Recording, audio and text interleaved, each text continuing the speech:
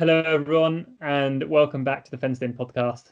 You're here with myself, Chris, and Ben once again, but you should know that by now.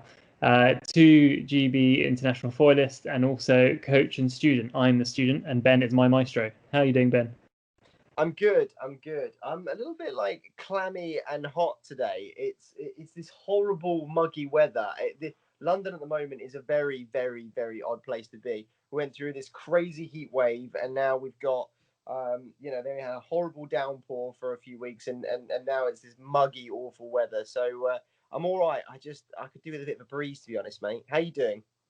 Yeah, I'm very well. I've got to say, I'm not. I don't feel like I'm suffering from the same thing as you, but I'm very happy. I feel like it's starting to get too cold. I quite like it when it's 27 degrees.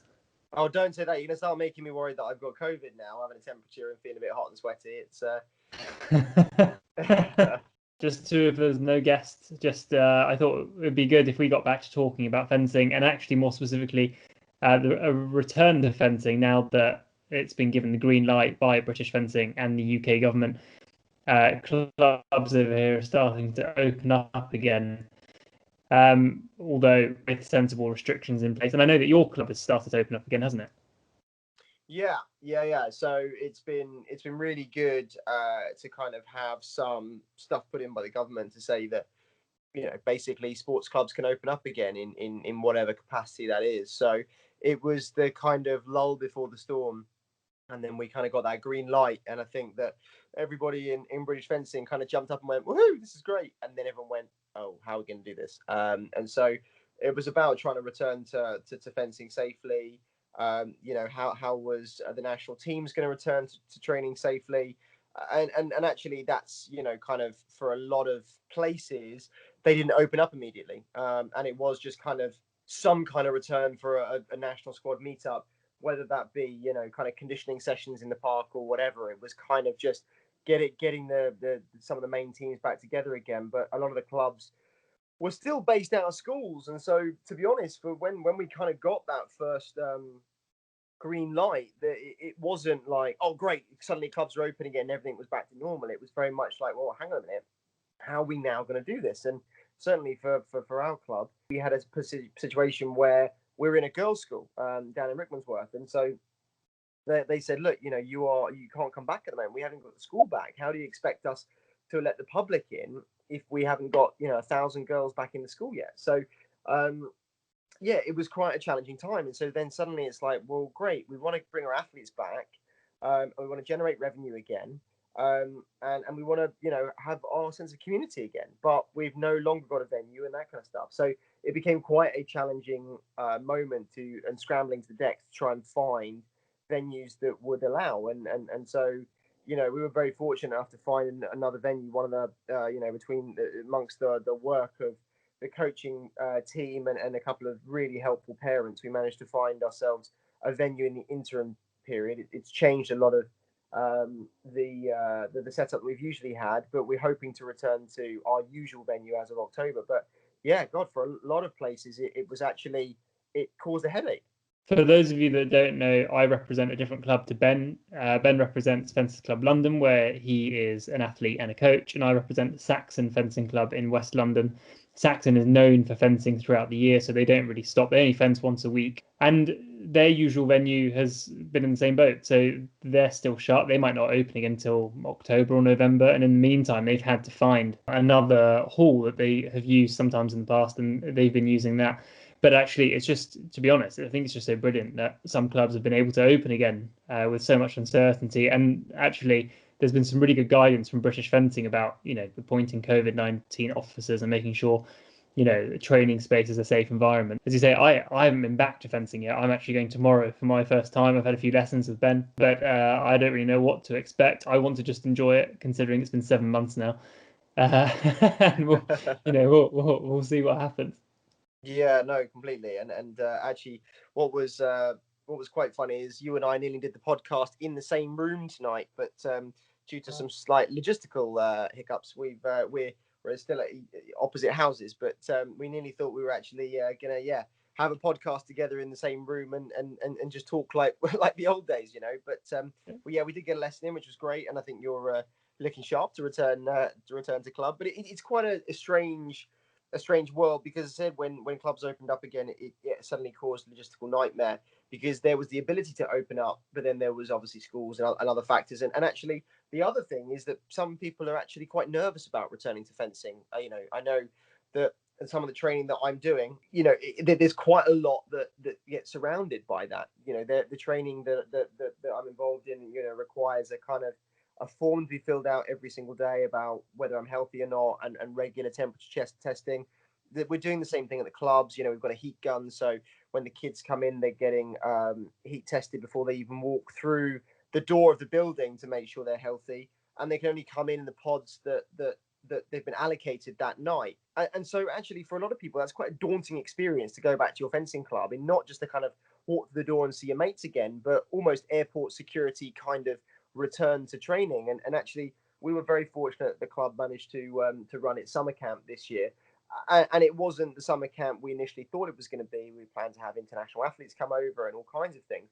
But actually, I think we arguably had one of the best camps ever, because so many kids wanted to return to fencing. So many kids that clubs weren't open yet jumped at the opportunity to come to a summer camp that was being run. But we had to write a whole. When I say we, we've got a father at our club. He works the NHS. He's an incredible guy. Has done a lot of like help and work at the club, and he actually wrote our risk assessment, and that was one of the key things we put in place to make sure that anything that was being done was done safe and done in accordance with government guidelines and British fencing guidelines, and we got that checked off. And it was difficult, and even finding a venue for that and sourcing equipment and making sure the equipment had been left in quarantine for a little while, so there was no chance of people picking up things from that. And then every day having to put the kids into pods to make sure that they were, and even little things like kind of in the evening sessions, work club, normally you can only have pods of 6, but if it was a few weeks ago when we had the summer camp, there was government legislation to say that actually during summer camps, during the day, you can have pods as big as 14, providing the athletes are under 18. So you're suddenly navigating this minefield of rules and regulations, which can cause a lot of stress and anxiety, because the last thing you want to do is get it wrong, because if someone gets ill, you're liable. And it has been actually a very scary process for a lot of coaches, a lot of students, a lot of people that want to get back into fencing.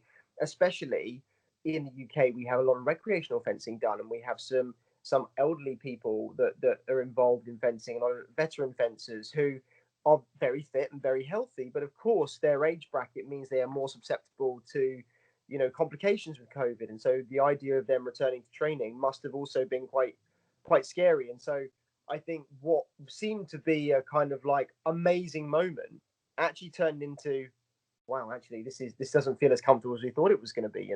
Well, I mean, well done to all of you for having sorted that out. But there's a key question I want to know. Did anybody do what I did and not remember how to put on your jacket? Yeah, I remember you telling me that today. Yeah, it doesn't go on like a coat, mate, anymore. No, do you know, like I said, I haven't put one on in 7 months. And I thought, whenever I've never really had a break this long, but you always think, inevitably you forget something from your bag, or, if you haven't been for a while. And I put on my jacket because I've had my company logo printed on the arm. And I'm not joking, I forgot about the leg loop. I tried to put it on backwards. I was like, hang on. This is good. I'm gonna have to arrive half an hour early tomorrow just to get dressed, I think. Amazing. Well, it's funny because it's almost like one of those beginners that you kind of talk about. You're like, whatever you do, whenever you get changed, make sure you put your foot to the loop. No, I know what you mean. For me, it was the organizational process. I like to be a man that's quite organized, and so putting my kit bag together, it was something like, wow, the checklist that's usually in my head and knows exactly what needs to go in has to be refined all of a sudden. So that was quite a scary process. And what's amazing is that Chris and I have been doing lots of physical training over lockdown, and so much so that Chris proudly holds a 1 second advantage over me on the 5Ks now. It only took me 3 months longer than you. Well, nonetheless, the credit where credit's due, mate. You smashed it, and so we've been very fit. We've been very active. I've been hitting my dummy out on the balcony. You've been hitting your carpet against the wall. We've been doing speed agility drills, that kind of stuff. But what amazed and astounded me is that when I did return to fencing and even return to lessons with my coaching team, is that actually the thinking that's done on the piste and the amount of kit they're wearing and the effort that goes into it, sometimes it feels like no form of physical training can ever replicate how hard you have to work on the piste. And man, it was exhausting. We were going back and just doing fives, and we were pulling amazing times in the 5Ks. We've been doing nearly 6 weeks of squad conditioning down at a track, making sure that we were in really good shape. We were probably in the best physical shape we've been for a long time, and yet we got on the piste, and after maybe 2 sets of 5 hits, we were punch drunk. It was really really odd to see.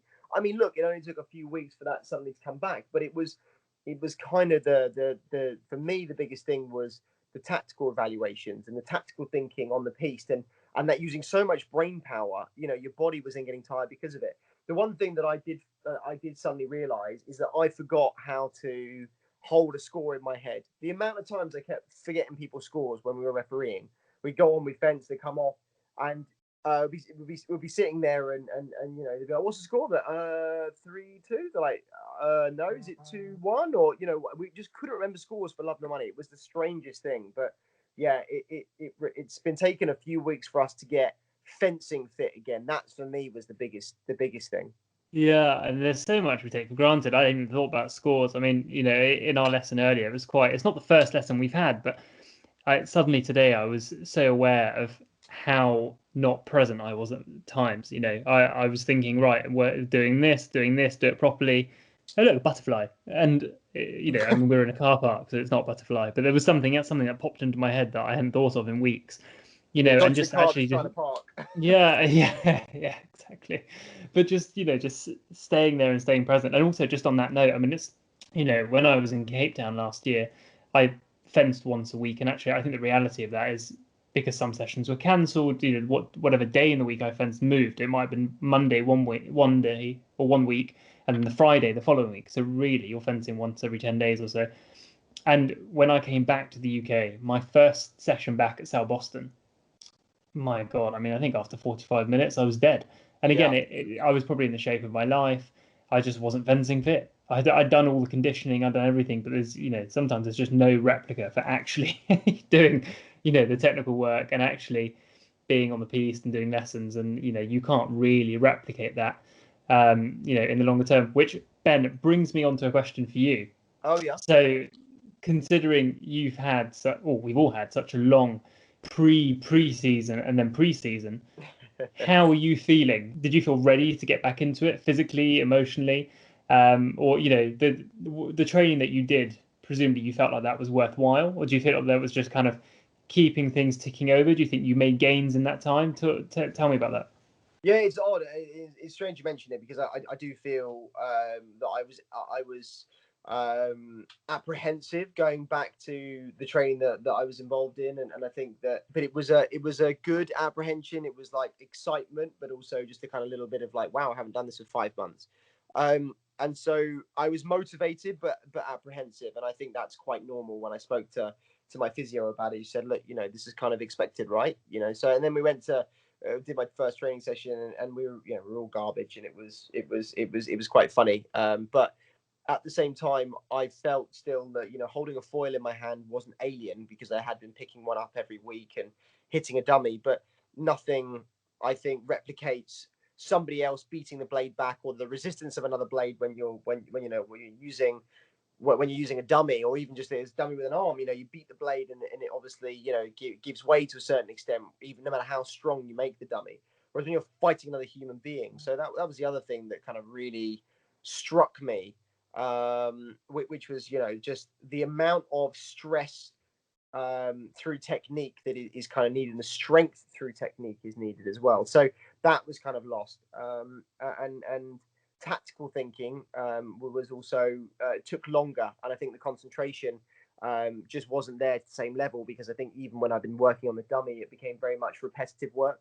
And so your brain kind of gets lazy, so to speak. So that was all for me kind of like new, but at least I knew they didn't feel alien getting into the fencing position and moving and actually doing the fencing, which was quite good. And that gave me quite a lot of kind of like motivation, which was good. But I did find it was a bit stop-start returning to fencing, because then we obviously had the summer camp that I was involved in with the club, and there was another summer camp that I did with a bit of coaching as well, because these are really great times to be able to get some of the kids back to the club and get them fencing again, and also as an unfunded sport, generate some profit for the season. So they were and it's part of my basically, it is what my job is, aside from being a professional athlete. And so I had to get my work done, because you can't fund a season on no money, being an unfunded sport. So there was all those things. So it was a bit stop start. It was kind of return to training 1 week, go off to training camp to coach for another week, return again, and then go away, and then actually decided to, as things started to ease, go away on holiday with my girlfriend for a few days. So we did that, which was amazing fun. So the kind of return was a bit stop start, and I think in that time, a couple of the other guys that I was training with had more consistency in their training, and so we're starting to feel it a bit more. And so I kind of hit a bit of a slump and quite a demotivation, because I was like, well, things just aren't coming back as I thought they would be, and it became quite a negative mindset. And actually, I had to be a lot kinder to myself, I think, and kind of understand where I was, and also, what's on the horizon is nothing to panic about, nothing to be chasing in the immediate future. So actually, just return and keep training, and it will come, and however long it takes, it will take. And I suppose for me, that was the kind of I got back to a nice balance in my mindset, which was, and it was really interesting how we only were training 3 times a week, but it was the first day training, first back training was rubbish. And the second day, starting to feel it better, and by the third day, I felt really good. And then you'd have a few days off, and then you go through the whole cycle again. So I started to notice patterns, which eased my mind slightly. But unfortunately, just as I started to feel the swing of things again, during a conditioning session, I managed to give myself quite a nasty hamstring injury, which was, I think, probably due to me not really periodizing things as well as I could have done. So I've had access to a weights room again, which has been good to use the kind of performance gym and strength and conditioning. And even when I've been in lockdown, I've been doing a lot of running, like you, Chris. I've been doing a lot of speed agility stuff, and we've been doing weighted exercises, but basically all we have at home, right? But we know that doing what you've got at home, even if you've got 30, 40, 50k, kilos of weight at home, is great. That doesn't replicate, being in a performance gym where you have nearly 300 kilos of weight. So going back into the gym and doing some weights again was great, but it all came together very fast, too early, I would say. Kind of a lot of physical training over lockdown, which was great, but then immediately adding in sparring, adding in more kind of like sprint conditioning work, and then lessons on top of that as well, and then lots and lots of sparring, and so it all accumulated to one day on a wet track going for sprints, giving myself a very very very minor, but still somewhat significant hamstring injury. So actually, it's been quite funny. I have spent all of last week taking basically standing still lessons from my coaching team, and only 2 weeks later have I been able to get back to some sparring with very very limited movement and limited power and stuff like that. So it's been quite a turbulent return to fencing, but yet my mind probably feels better than it has for a while, just because I'm starting to get back to the routine again. And even though it's been a very stop start routine, I think my mind has that click, that switch has turned back on now, which is okay, we're now back at it, we're back in it. And that's taken, well, a month and a half. And that's scary. Yeah, definitely. No, and it does take a while to get back into it.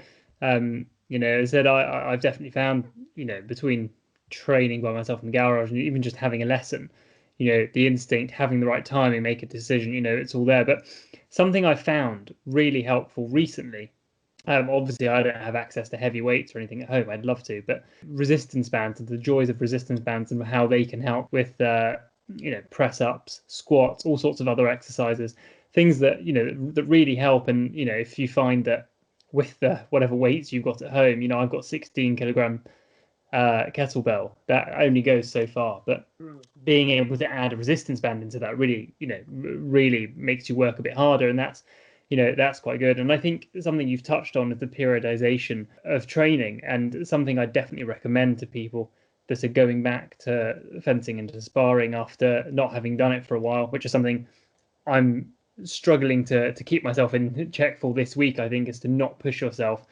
too hard just before you go back. You know, kind of almost take it easy, do less than you want, because like we said in one of our first episodes, I think kind of sparring is king, and whatever you do, you don't want to affect your sparring, and especially if you've only got one session a week or two sessions a week, or it's your first one in months, you want to just be able to enjoy it and do what you feel like you can do and not be tired and feel like you're already chasing something, because that's only going to lead to one thing, and that's a lack of enjoyment, which is definitely not where we're at. Like you said, there's nothing on the horizon, so it's not like we're chasing anything, we're not necessarily targeting anything. That has its own challenges, but that we've spoken about before. But it does just mean that for the time being we can literally just enjoy, which I'm sure I'll still feel tomorrow evening after my session, even if immediately after I'm sure I'll feel a bit down about how I've been doing it. So this weekend there was an amazing Formula One Grand Prix to anybody that watches Formula One.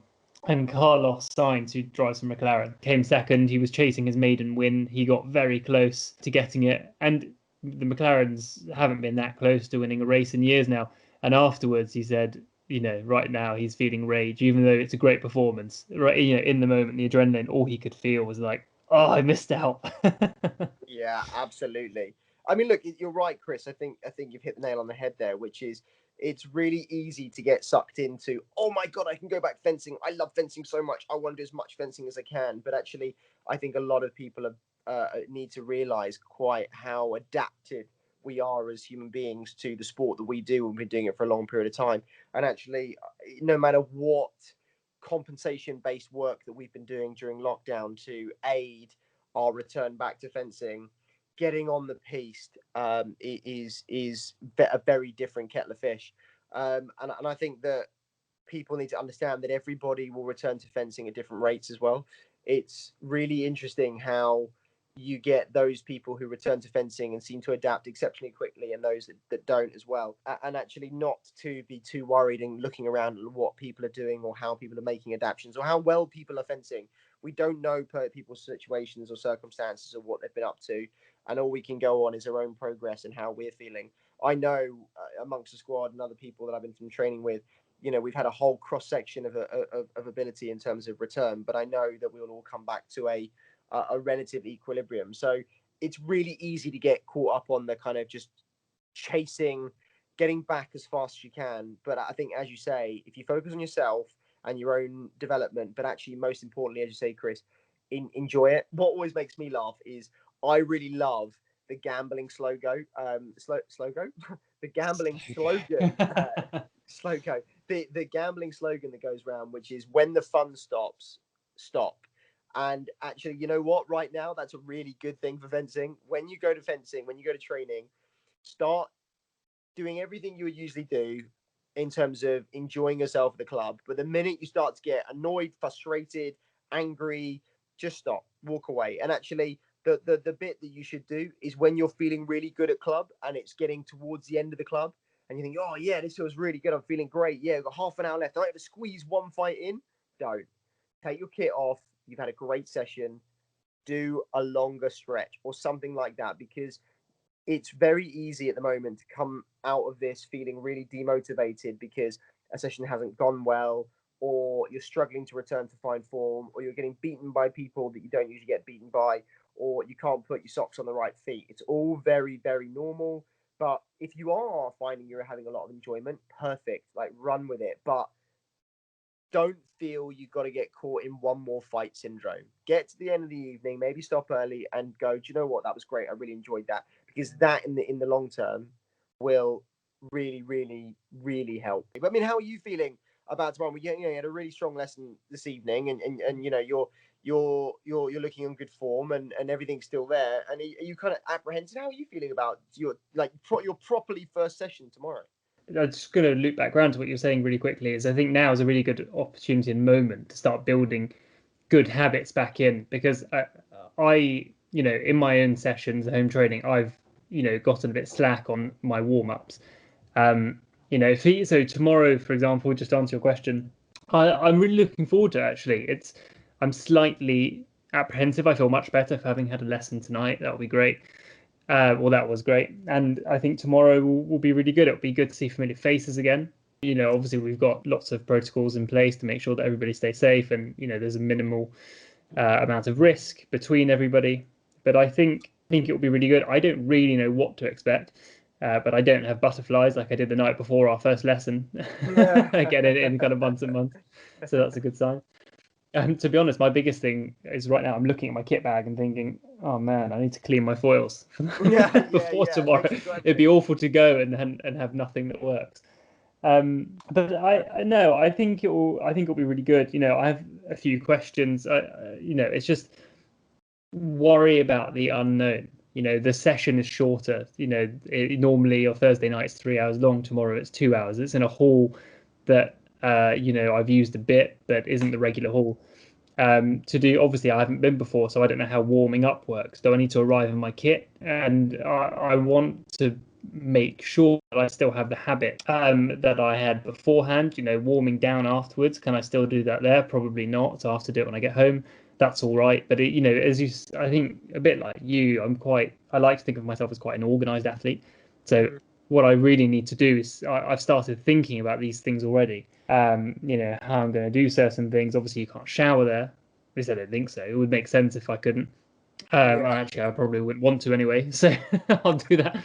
But again, maybe these are really good opportunities to kind of do some more things outside. Where tomorrow's at a rugby club actually, so maybe I can run around the car park or on the pitch outside for a bit before being ready. But there are so many unknowns, so many questions that will be answered once I've been. But for now, it feels like it's been so long, and it's such an unknown environment that I don't really know what to expect. I'm not too worried about my fencing. Like I said, I just want to enjoy it and kind of feel a bit free. And yeah, fencing for me has always been somewhere where I don't have to think. And Yeah. in bad times in the past and in good times, it's been a place where I can get away from work.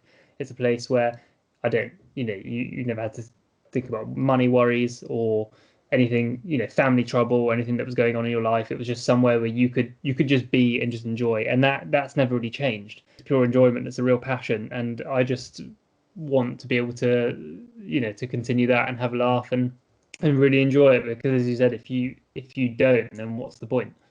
Yeah, completely. And I think it's, getting back to that community sense as well and seeing your mates and being involved in something you love.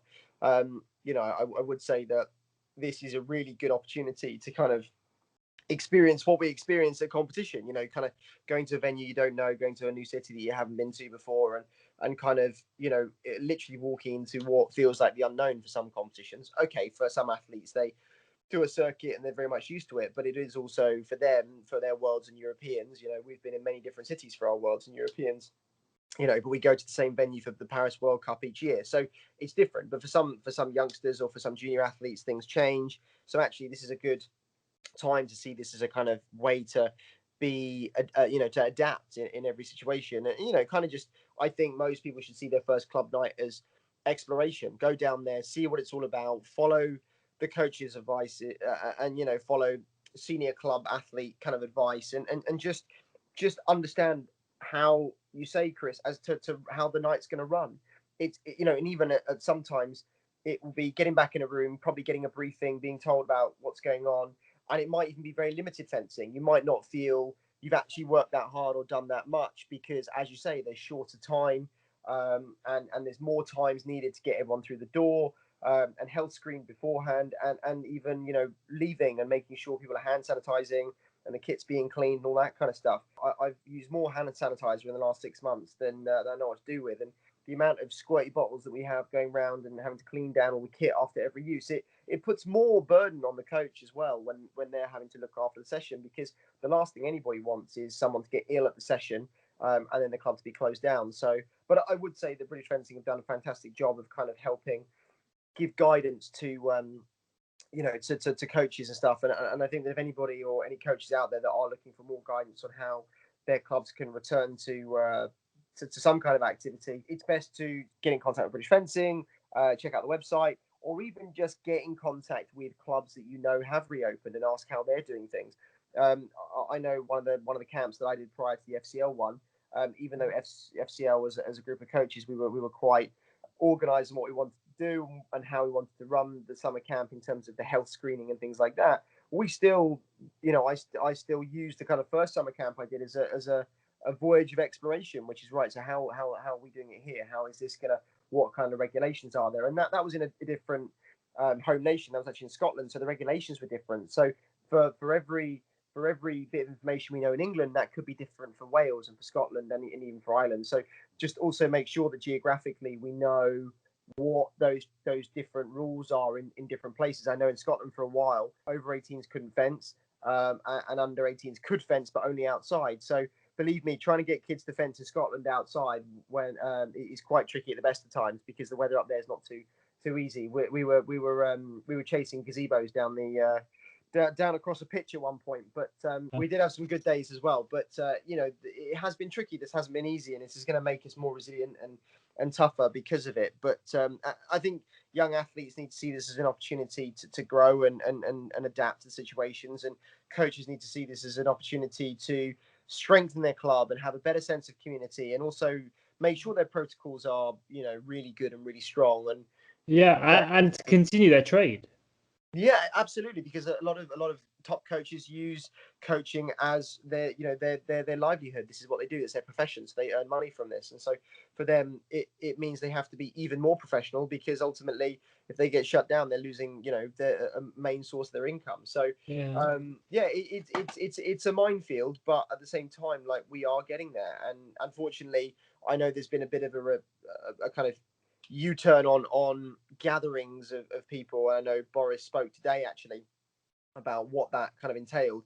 They did allude to the fact that sports teams in some capacity are exempt from that. However, I know British Fencing are working very hard over the next 24 hours to make sure that it's absolutely crystal clear about what effect or lack of effect that may have on the community. So I just think people have to stay vigilant as well and be regularly checking the website updates. And if you can get yourself on the email list, British Fencing send out a really good email every couple of weeks just to kind of give you an idea of what's been changing, what's adapting. And that will obviously be different for each kind of home nation in the UK. So actually, on that point, do we know? I haven't really checked. I know Wales weren't allowed to fence when the England opened up again. Is that still the case? I don't know. It's a good question, actually. I haven't checked Wales. We should probably get on the phone to Ethan and give him a call and see what he's saying. But see what he's up to. I don't know if I'm honest. But it's really interesting because when I went to Wales on holiday with my girlfriend, we didn't have to wear masks in the supermarkets. It wasn't mandatory. I mean, we did, but it's very strange going to what is the rest of the UK and there being different rules and regulations, and obviously that is the same with sport as well. So yeah, make sure if you're someone like, for example, Dan Robinson, who is a close friend of mine, and his soon-to-be wife Sophie. We managed to get to see them actually on the last day of our holiday, and we were talking about how things are. And they literally live on the border between England and Wales, and so they do some work in England and they do some work in Wales, and so they have to be exceptionally careful about literally crossing the border and what applies to one home nation and what applies to the other. So yeah, for coaches out there that potentially working over the border for different, please make sure that you're checking. And I know, I do a lot of work with wheelchair guys as well, and they've returned in some capacity as well to their national training. But they are an even stricter bubble because they are obviously, some of those guys could be considered in high risk. So their bubble's really strict. There is, if anybody in that bubble can't go and see any other bubble. So it's that's really tricky for coaches to kind of want to work with other athletes they have, but also get access to higher risk groups, like those guys. So unfortunately, I haven't been able to see Dimitri or Ollie for a while, but it's obviously all in best practice and making sure they're well looked after and they're back at training. So yeah, it's not easy, and I just think people have got to keep their eyes peeled because it's an ever changing ball game. Now, I've got another question that I've got written down that I've definitely wondered at times, and I'm sure everyone else has as well. It's just looping back around to fitness. You know that feeling when you've been training hard and then you're starting to struggle. How do you know whether you're unfit or just need a break? For example, if you were running consistently quick times and now they're slower, which is something that's happened to me. How do you measure whether you're just fatigued and need a break, or whether actually you're kind of not training enough and therefore less fit? That's something you must have come across in the past? This is why training diaries are so important. It's all about evidence, So if you've been training really hard for X amount of weeks, there is a very high likelihood that you are fit, right? So if you've been training for 2 months solid, there is a very, very, unless you class training as getting up and walking to the shops and back again and sitting on the sofa with a a box of chocolates or something as training, then you're doing it massively wrong. But if you are training hard, 5 to 6 days a week, for 2 months, straight, there's a very high likelihood you'll be fit. If you start to then see plateaus in what you're doing, then that's usually a big indicator that actually you're not making those gains, and so the program may need to change or you may need a rest. If you start to see a dip, there's an absolute time for recovery, and so that's why recovery is hugely important to monitor in itself. With Chris, like you, when you've been training really hard, with a young daughter, suddenly, even though you think you're getting some rest because you're at home with the family, which is great, sometimes, Esme is full of beans, and that means that you might have to, give some attention to her, which is not always like the most adequate recovery. But that's life. That's part of it. It's the same way I know that, am I getting the most adequate recovery when I've got a 3-hour coaching session in the evening? Probably not. So you have to really look at the quality of rest that you're getting, and those hours add up. And if they're not adding up enough, then you can start to see how you're tanking out of the tank, but you're not kind of replacing. And so don't necessarily worry like, oh, I'm unfit, if you're pulling good times on runs, or you're racking up a lot of training hours a week, or whatever it is, whatever your measurement is. If you then start to find that you're exhausted constantly, and that goes along the lines of not just when you're doing activity, but are you feeling demotivated? That's a usual sign of like very chronic fatigue. And actually temperature is a good measurement as well. Pulse rate is the other thing that's really good. So we all have a pulse rate that is, if you're an athlete, ranges, I'm sure, between kind of like the low 30s right up through to kind of like maybe the high 40s if you're a good quality athlete. What's yours? Do you know what yours is? I don't know. Last time we measured it, I think I might have been, I can't quite remember. I think it was down at about 42, something like that. That's quite good going. I did mine the other day, and 46, I think, is kind of the lowest I've been at. But Oh, nice. sometimes it dips up into the 50s. I think normally when you look at it. Well, that's it. That's what I mean. So actually, those are kind of good markers, which is if you measure your pulse every morning before training, and say we use yours, for example, and you're kind of like, on a Monday you're 46, and then the next day you might be 47, then back down to 46, and then up to 48, and then up to 50, then that's kind of a normal training week for you. And you kind of know that you might get a fluctuation of a couple of pulse rates. But then actually, if 1 week you're constantly up at 60, the body's struggling to get the adequate recovery in. And so that's a good big marker. You're feeling very fatigued, maybe headaches as well, needing to eat more, wanting to sleep more. Those are kind of like big markers that you need to take that recovery. And as I say, if you're looking at your training diary, you're filling up plenty of hours of training, and you're not getting the adequate rest, that's a big sign. If your numbers are going down, you've been training for long periods of time, and you're finding there's fluctuations, your pulse rate, even your temperature can be a measurement as well. They're all things that say, actually, you know what, you need to take a bit of a break here. And I have to look at the psychological element as well. If I remember, Chris, a couple months ago, when I kind of we're talking about 5Ks as something immeasurable. When you get kind of dip below into the 18-minute mark, for about 2 weeks afterwards, I could barely run under 21, and it was just because I put so much effort into that one run that psychologically, I was like kind of also exhausted, because the amount of focus that it took to do that run was huge. And it's the same when you see someone trying to have consistencies throughout the season. You see them win one competition, they might be flying high on adrenaline, and then go and win the next one a few weeks later. But over the course of the season, they might take a few dips, because the emotional energy that's taken to make those performances mean they just can't sustain it over a long period of time. And that's where it becomes a game of understanding when to rest your body and to do other supplementary and complementary exercises. So is it that actually, you smash your 5K time, you're not going to run for another 2 weeks, but you're going to do speed agility work, or you're going to do something else, resistance band work or something like that, because you just need a bit of a change of scenery. So there are lots of different markers personally. And what about you? Did you find that you took a bit of a dip after your most recent successful run? Oh yeah, I mean, I think I hit my personal best, which was 18:38, and the next one was like 22 minutes. It was Yeah, exactly. It was it's very hard. I'd actually planned on doing a core workout after that run, and actually I got back and went, no way. I'm just really tired after that. I pushed really hard. It was very hard. I just want to sit down. Yeah, So I don't blame you. I'm I going. did the same thing. I did the same thing. I pretty much like collapsed on the kitchen floor and laid there for half an hour, I think. Yeah, no, it was the first time I ran under 19 minutes. I felt like I wanted to be sick. I've now done it 4 times, I think, and I don't feel like that anymore. So obviously that's a good indication. I don't. And knowing what it takes to go that far, the first time you do it, it's a real shock to the body. So that kind of going that way and knowing what it feels like and hitting the same marker, it's a bit like, okay, I've done that now, but enough. you know, Yeah, you know. completely. But I'll I miss think that it's session. That's okay.